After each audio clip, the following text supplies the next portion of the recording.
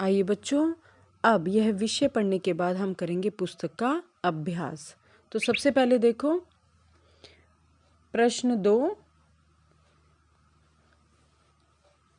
निम्नलिखित वाक्यों में समुच्चय बोधक शब्दों को रेखांकित कीजिए। पहला है, हर व्यक्ति को प्रातःकाल उठना और व्यायाम करना चाहिए।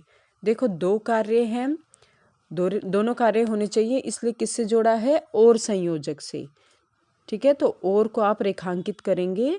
ये क्या है? समुच्चय बोधक अव्यय या शब्द। मुझे एवं मेरे माता पिता को इस व्यवसाय में कोई रस नहीं, यानी कोई आनंद नहीं। तो मुझे एवं मेरे, ये दोनों शब्द जुड़ रहे हैं किससे? एवं से, इसलिए यह भी क्या है? संयोजक है। तो ये क्या है? समुच्चय बोधक अव्यय। तीसरा देखिए, वह अथवा उसका भाई कोई भी हो, मैं उसे यहाँ नहीं आने दूंगा, यानी दोनों में से कोई भी हो। तो शब्द क्या आया? अथवा। अथवा शब्द क्या है? विभाजक। क्या है? विभाजक, यानी दोनों में से विभाजक नहीं, हम कहेंगे यहाँ पर विकल्प है अथवा। तो आप यहाँ पर क्या हुआ? यह है अथवा क्या है? समुच्चय बोधक अव्यय। राम तथा श्याम, तो राम और श्याम को कौन जोड़ रहा है? तथा, संयोजक है, इसलिए ये क्या है? समुच्चय बोधक अव्यय। अब तीसरा देखिए, नीचे लिखे वाक्यों को ध्यान से पढ़कर समुच्चय बोधक शब्दों से पूर्ति कीजिए, यानी वाक्य पूरा करना है समुच्चय बोधक अव्यय लगाकर। हमने उसे निराश नहीं किया, बल्कि, बल्कि शब्द सही लिखना है आपने, उसे प्रोत्साहन दिया।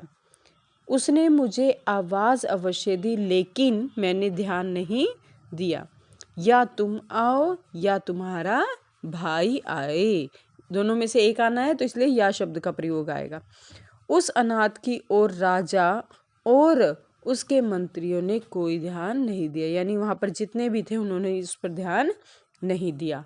अब आप देखिए, अब उचित भेद पर सही का निशान लगाना है। 3 भेद हैं, संयोजक यानी जो जोड़े, विभाजक यानी जो हमें कारण बताए, और विकल्प यानी जहाँ पर हमें ऑप्शन दिया जाए, जहाँ हमें एक को चुनना हो।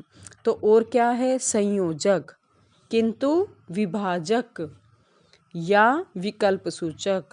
लेकिन शब्द क्या है? जी हाँ, बिल्कुल सही उत्तर दिया, विभाजक।